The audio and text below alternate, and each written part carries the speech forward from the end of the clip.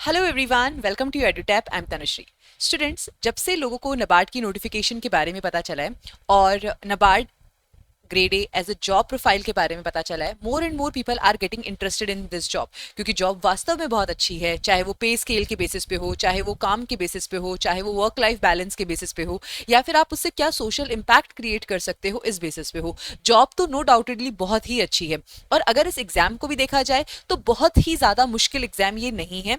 तो अब स्टूडेंट्स के दिमाग में एक डाउट होता है कि क्या हम इस एग्जाम को क्लियर कर सकते हैं। जॉब तो बहुत अच्छी लग रही है, but at the same time अगर नोटिफिकेशन आ जाती है अक्टूबर के मंथ में, और जो हमारी टेंटेटिव डेट है दिसंबर 20th, अगर एग्जाम उसी डेट पे होता है तो लगभग हमारे पास 60 डेज ही बचे हैं।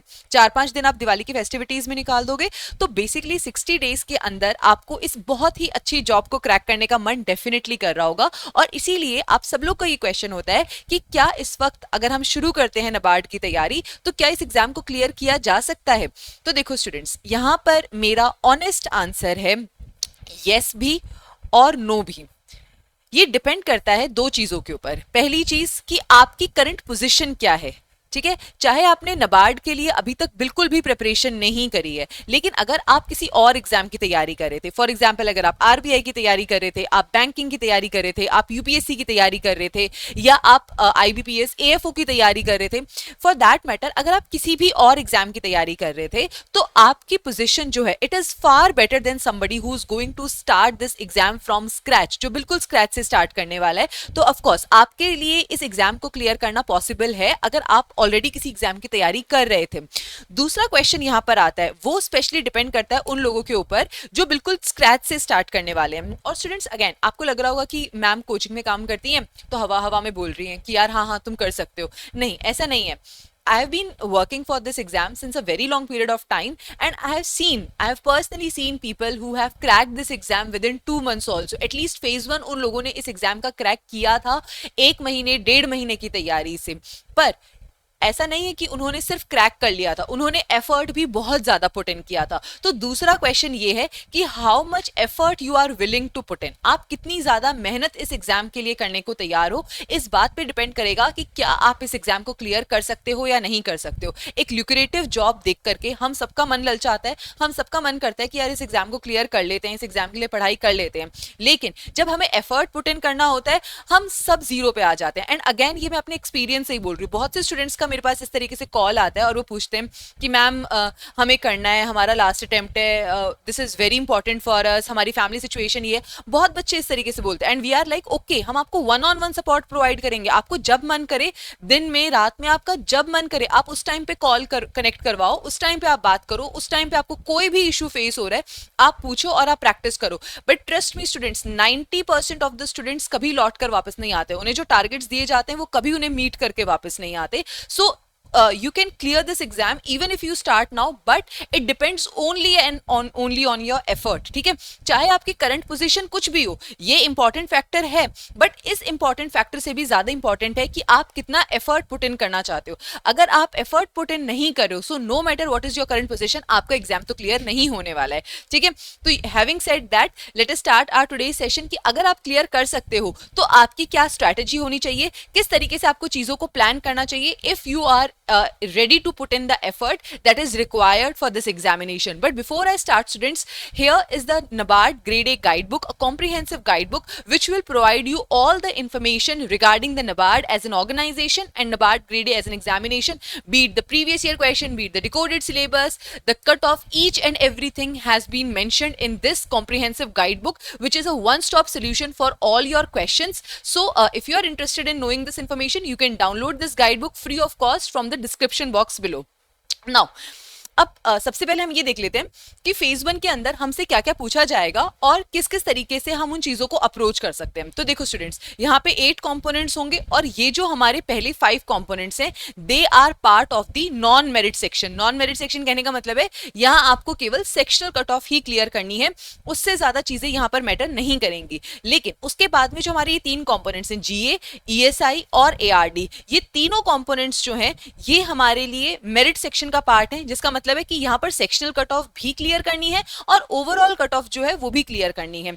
नाबार्ड का जो पेपर होता है हालांकि वो 200 मार्क्स का होता है, लेकिन जो कट ऑफ निकलती है वो 100 मार्क्स में से निकलती है, जो फेज 1 की कट ऑफ होती है, और वो 100 मार्क्स इन्हीं 3 एरियाज को कैलकुलेट करके निकाले जाते हैं। ठीक है, तो यहाँ पर जो ये नॉन मेरिट सेक्शन है, यहाँ पे केवल सेक्शनल कट ऑफ क्लियर करनी है, और जो मेरिट सेक्शन है उसमें आपको सेक्शनल भी क्लियर करनी है और ये जो ओवरऑल कट ऑफ है इसको भी क्लियर करना है। ठीक है, तो आई होप आपको पैटर्न समझ में आ गया हो, और इसी पैटर्न के साथ निकल कर आती है इंपॉर्टेंस कि कौन सा कंपोनेंट जो है वो हमारे लिए ज्यादा इंपॉर्टेंट है। फॉर एग्जांपल अगर मैं बात करूं एआरडी की, ठीक है, एआरडी और ईएसआई ये दो ऐसे कंपोनेंट्स हैं जो आपके फेज 1 में भी आएंगे और फेज 2 में भी आएंगे। तो जो सबसे इंपॉर्टेंट एरियाज हैं वो तो एआरडी और ईएसआई ही हैं। उसके बाद में आपको जीए भी कवर करना है, और उसके बाद में इंपॉर्टेंस में आता है हमारा नॉन मेरिट सेक्शन, क्योंकि यहाँ केवल सेक्शनल कट ऑफ क्लियर करनी है।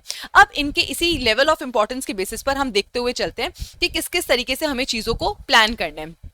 सबसे पहली बात आती है एआरडी की। अब स्टूडेंट्स यहाँ पर दो चीजें हैं, एक तो होता है एआरडी का स्टैटिक पार्ट और दूसरा होता है एआरडी का करंट अफेयर्स का पार्ट। ठीक है, अगर मैं बात करती हूँ फेज 1 की, तो फेज 1 के अंदर जो एआरडी का स्टैटिक पार्ट है उसकी वेटेज ज्यादा है करंट अफेयर से। कितनी ज्यादा है? काफी ज्यादा है। Out of 40 questions around 32 questions जो हैं वो हमारे स्टैटिक से ही पूछे जाते हैं।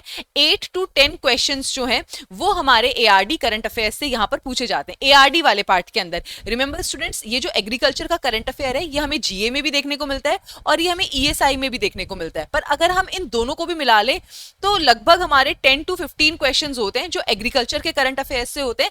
बाकी हमारा एग्रीकल्चर का स्टैटिक पार्ट होता है जो कि 30 to 32 मार्क्स का होता है। ठीक है, तो यहां पर आपकी जो फर्स्ट प्रायोरिटी है वो एग्रीकल्चर का स्टैटिक पार्ट होना चाहिए। अब अगर मैं एग्रीकल्चर का पूरा सिलेबस देखती हूँ, ठीक है, सो लगभग there are around 18 to 19 chapters, 18 से 19 चैप्टर्स के अराउंड हमारा सिलेबस निकल कर आता है। अब सवाल ये उठता है कि क्या हमें ये सारे के सारे टॉपिक्स प्रिपेयर करने? तो आइडियली तो यस, आपको ये सारे ही टॉपिक्स प्रिपेयर करने चाहिए, लेकिन क्योंकि अभी आपके पास टाइम कम है तो आप क्या कर सकते हो, आप चीजों को प्रायोरिटाइज कर सकते हो। जो हमारे मैक्सिमम मार्क्स होते हैं, ठीक है, अब मैक्सिमम मार्क्स का क्या मतलब है कि अराउंड 20 to 25 क्वेश्चंस जो हैं वो हमारे इन 10 चैप्टर्स से निकल कर आते हैं। तो ये जो 10 चैप्टर्स है आउट ऑफ दोस 18-19 चैप्टर्स, ये आपके मोस्ट इंपॉर्टेंट है, आपको पहले इनको प्रायोरिटाइज करना है। For example agronomy and field crops, farming systems, soil and water conservation, plantation and horticulture crops, animal husbandry and poultry, fishery, forestry, agriculture extension, irrigation, seeds and sowing, ये आपकी first priority होनी चाहिए। इसके बाद अगर time बच जाए तो आप अपने दूसरे एरियाज को पढ़ लेना, लेकिन जो दूसरे चैप्टर्स हैं उनको पढ़ लेना, लेकिन अगर टाइम नहीं है तो आपकी पहली प्रायोरिटी ये 10 चैप्टर्स ही होने चाहिए एग्रीकल्चर एंड रूरल डेवलपमेंट के अंदर। ठीक है, अब सवाल उठता है कि एआरडी के करंट अफेयर्स, वो जब हम सारे करंट अफेयर्स पढ़ेंगे तब हम डिस्कस करेंगे। ठीक है, उसके बाद में आता है ईएसआई। अब ईएसआई के अंदर भी लाइक एआरडी हमारे दो एरियाज बनते हैं, एक होता है स्टैटिक का और एक होता है करंट अफेयर्स का। लेकिन ईएसआई के करंट अफेयर्स के अंदर जो वेटेज है it is highly favourable to the current affairs. ठीक है, around out of 40 questions around 35 questions 34 questions जो हैं ये हमारे करंट अफेयर्स पार्ट से ही आते हैं, और 4 to 5 क्वेश्चंस जो होते हैं वो हमारे स्टैटिक पार्ट से आते हैं। मेजरली जो हमारे क्वेश्चंस होते हैं वो करंट अफेयर्स से ही हमको देखने को मिलते हैं ईएसआई के अंदर। अब आपके दिमाग में सवाल आ रहा होगा कि ईएसआई का स्टैटिक फेज 1 के लिए पढ़ना है कि नहीं पढ़ना है।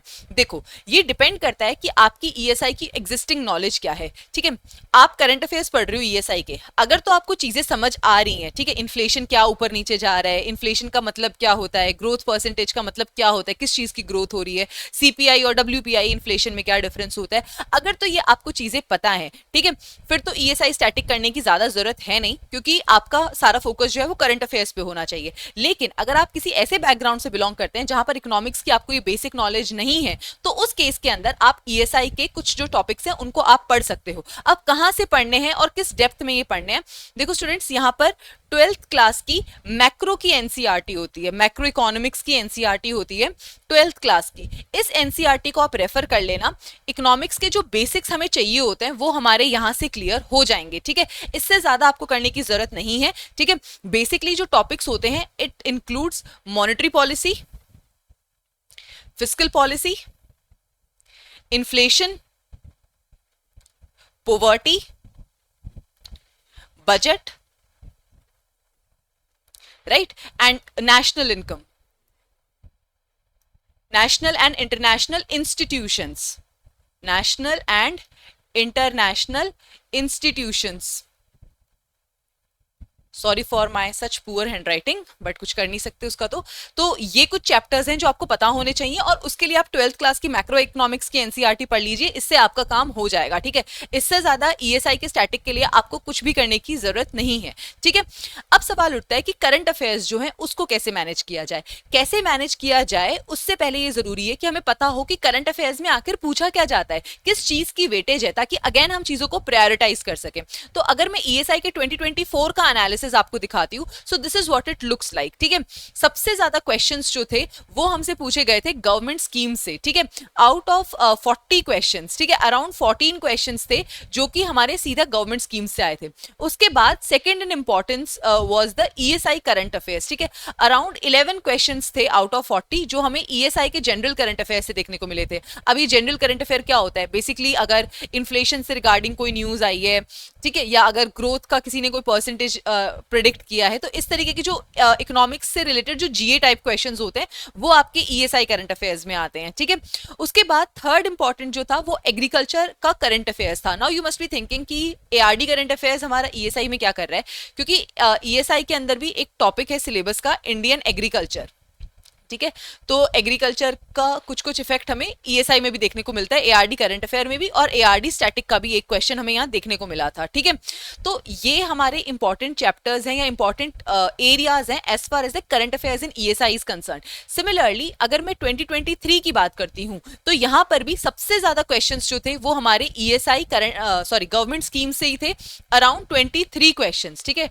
Out of 40, 23 question were there from the government schemes, and जो ईएसआई के करंट अफेयर्स का पार्ट था, again that was very limited in this exam, like in this also around 6 to 7 questions थे जो कि ईएसआई के करंट अफेयर्स से थे, ठीक है।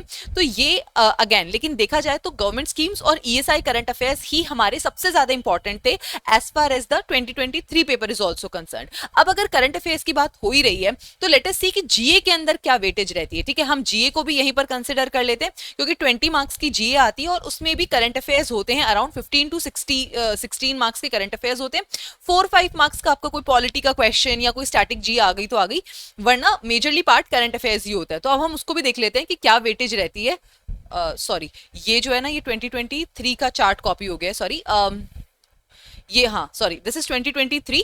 तो 2023 के अंदर इफ यू सी हियर तो जो करंट जीए थी, जो one liner kind of GA है, उसकी वेटेज ज्यादा थी, around 9 questions were there and around 5 questions were there from government schemes, ठीक है।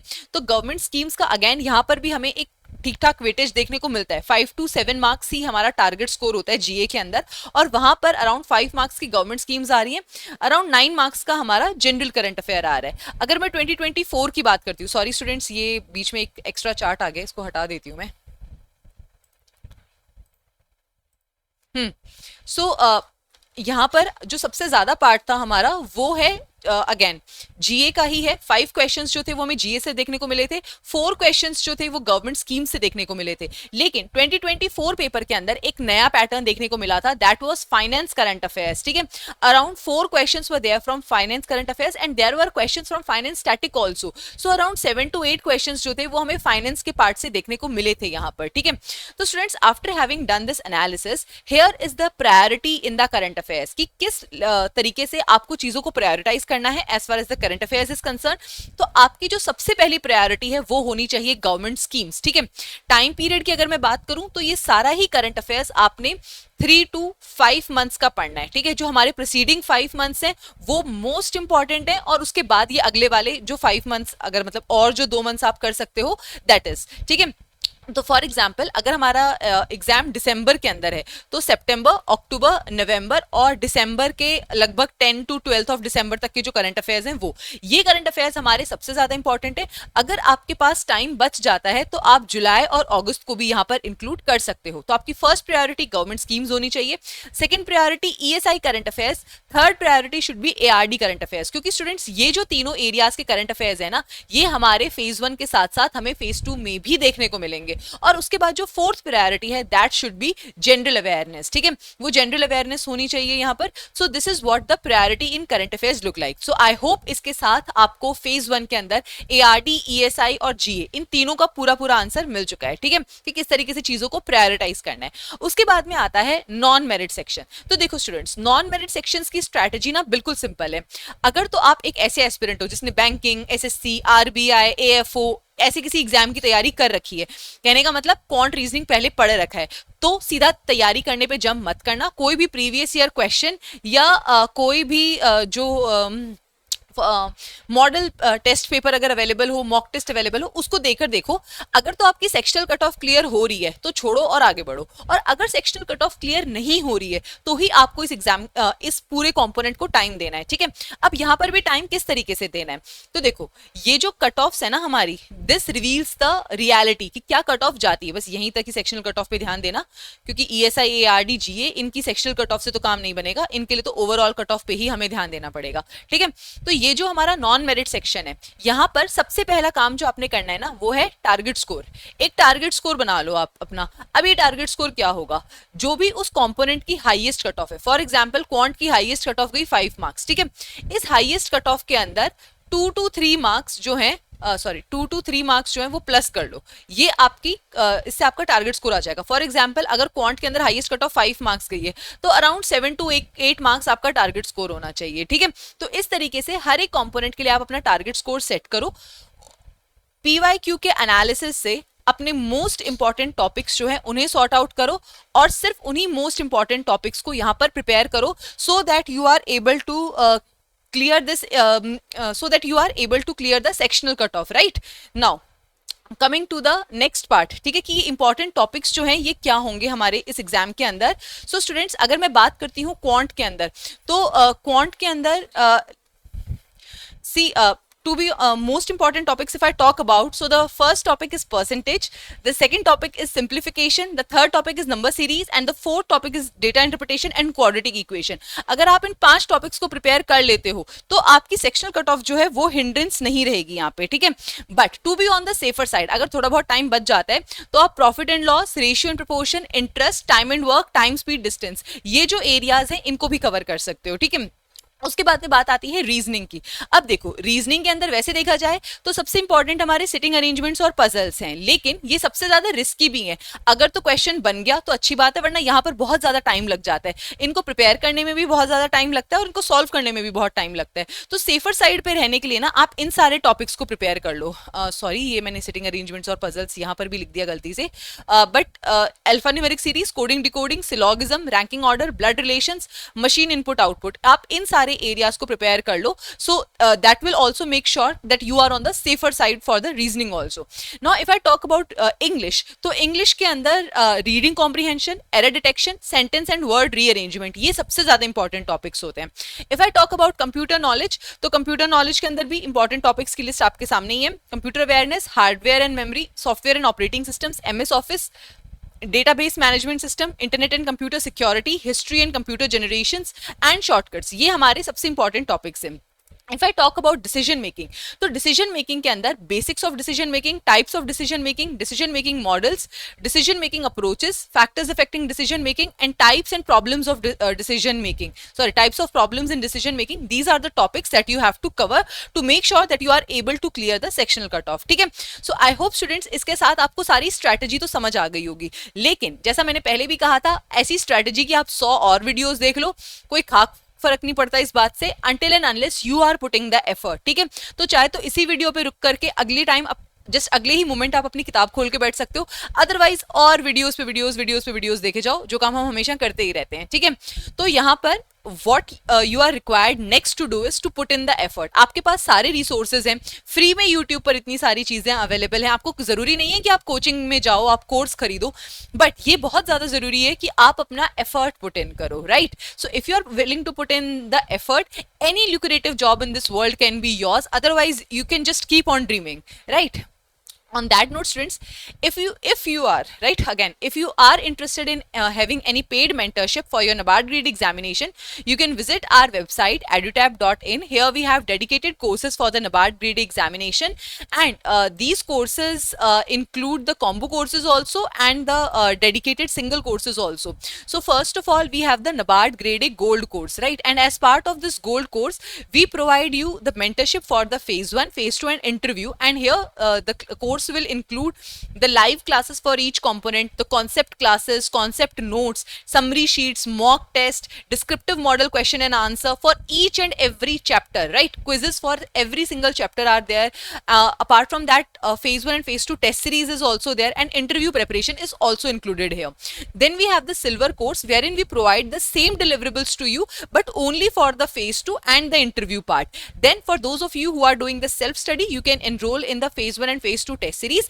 Apart from that, if you want to check that what are the kind of deliverables that we provide, and what is the quality of those deliverables that we provide in our exam, in our other courses, sorry, so that you can check in our 11-hour trial course, right? So on that note, I'm ending this session here. I hope it was helpful. Thank you so much, and I wish you all the very best.